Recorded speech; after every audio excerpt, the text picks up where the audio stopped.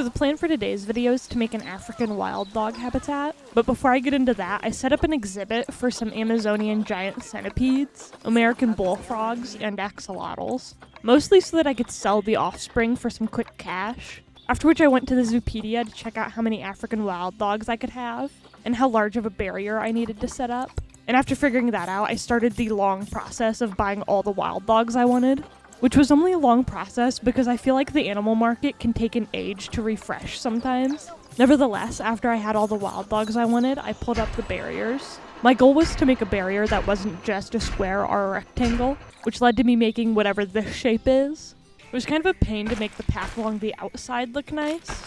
I'm specifically talking about this weird little elbow notch in the path. But ignoring that, I was pleased with how it was looking. I put up the terrain tool next so that I could make this raised platform, after which I changed the barrier along the viewing areas to glass, because I can't just leave a barrier all one thing. I flattened a small circle along the edge of my raised platform, which I added water to, after which I finally had the African wild dogs brought to the habitat. I went about placing some of their enrichment items, keeping them mostly around the viewing areas. With the enrichment in place, I pulled out the terrain and started placing soil throughout high traffic areas, before ditching that idea and just placing soil throughout the whole habitat, and then blending it in with some short grass. I put out sand to line a small section of the viewing area, which I blended more soil into until I got the look I wanted. And with all that in place, I decided to wait for the rest of the African wild dogs to be brought to the habitat. However, when the last one arrived, I decided that I actually didn't have enough and bought more. I didn't wait for them to arrive, though, before starting to try and build the shelters. And I don't think I've mentioned it before, but making shelters and decorating staff buildings is my undoing. I think it's because I can't just cover them in rocks until I like the way they look. So for now, I just made the top part of the shelter and called it good, deciding to just come back to it later.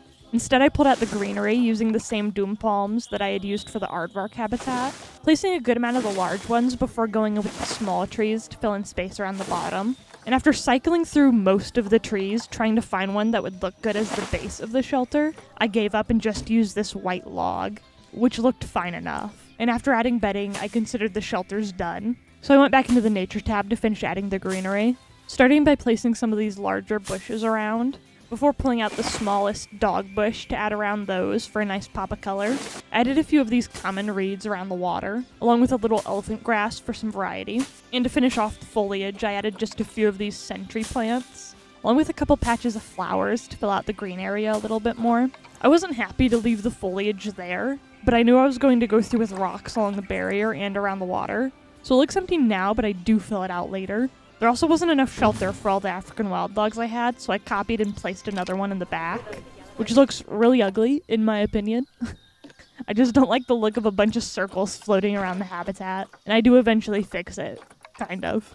But for now, I went back in with the terrain. I intended to just use sand to blend the new shelter into the rest of the habitat, but I ended up adding more sand everywhere, which meant I had to go back through with more grass and soil to even it out. After which I went back and added bedding to the new shelter, which looked really weird, but I left it for now, and moved on to adding rocks. Or at least I tried.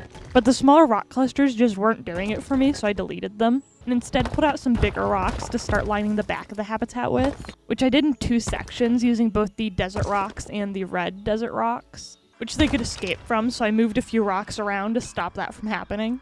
And with those in place, I took a step back and decided that I really hated all the circle shelters I had made. So I deleted 2 of them, and after smoothing out and repainting the terrain, I replaced them with this long wooden shelter with a thatch roof, which I wouldn't say I loved by any means, but it was better than the circles, so that's a win, I suppose.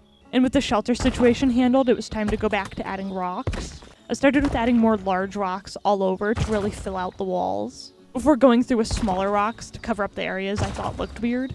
Some of the rock wall was also climbable again, but I couldn't actually tell which rocks were making it climbable, so I had to mess around with it for quite some time before the issue was fixed. After which I moved on to adding rocks around the water, starting with bigger ones around the edge, before pulling out smaller clusters to add into the water, along with adding some smaller rocks around the top edge. And I actually really liked how the smaller rocks made the top look, so I also added them along the top of both of the rock wall barriers.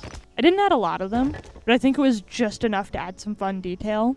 I was partway through adding rocks along the bottom of both the rock walls when I ran out of money, but luckily enough the exhibit animals I set up at the start had a few babies and I was able to sell them for some quick cash.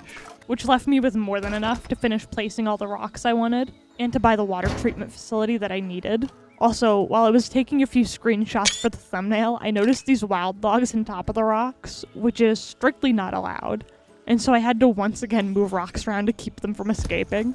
After which I added the rest of the food enrichment that they wanted, and this habitat was finished. I initially wasn't actually all that happy with how this habitat turned out, but after staring at it for so long, I think I don't mind it.